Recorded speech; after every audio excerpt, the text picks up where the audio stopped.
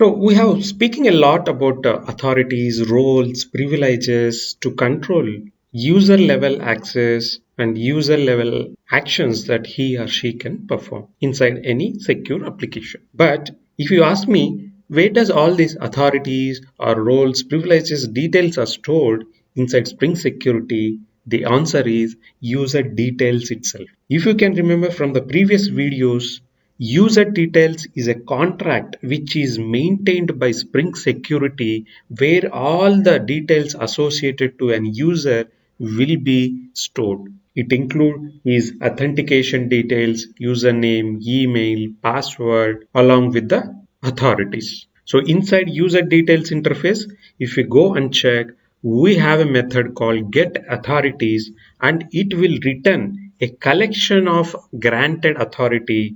Granted authority is again an interface which has a single method called get authority which will return the authority name in a string format.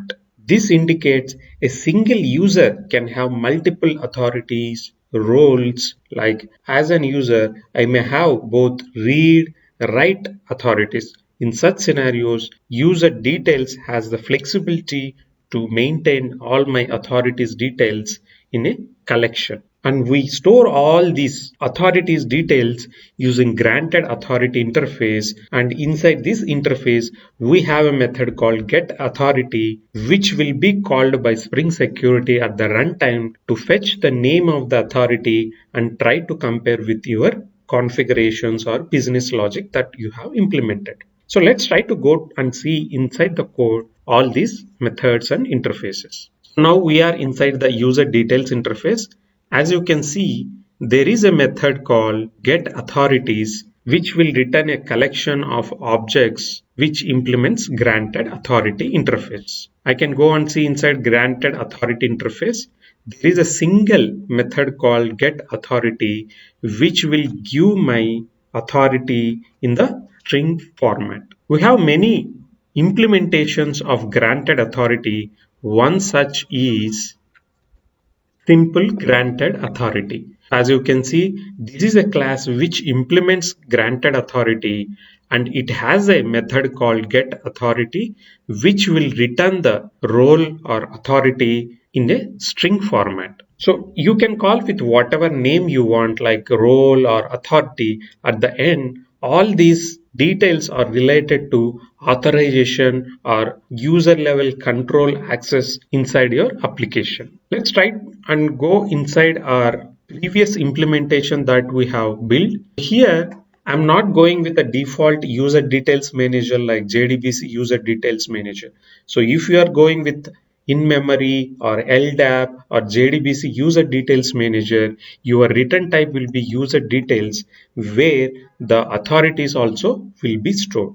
But here previously we have implemented our own authentication provider which will expect an authentication object as return type. As you can remember from our previous sections, authentication also is one of the schema representation of the user, and inside this interface also we have the same method like user details. Here you can see during authentication, I'm trying to load user details with email address. Once I have customer details, I will verify his password. Once the passwords, everything is verified, I will try to load his role details from the database and convert into a simple granted authority, and while returning this authentication object, I pass username, password and authorities. So now my framework Spring Security have an access to these authorities using get authorities method. So now we know how these authorities inside Spring Security will be stored and how those details will be loaded by the Spring Security. Let's try to see in the next video how I can really configure authorization of my an application, like this user with this roles only should be able to access this API path. Thank you and catch you in the next video. Bye.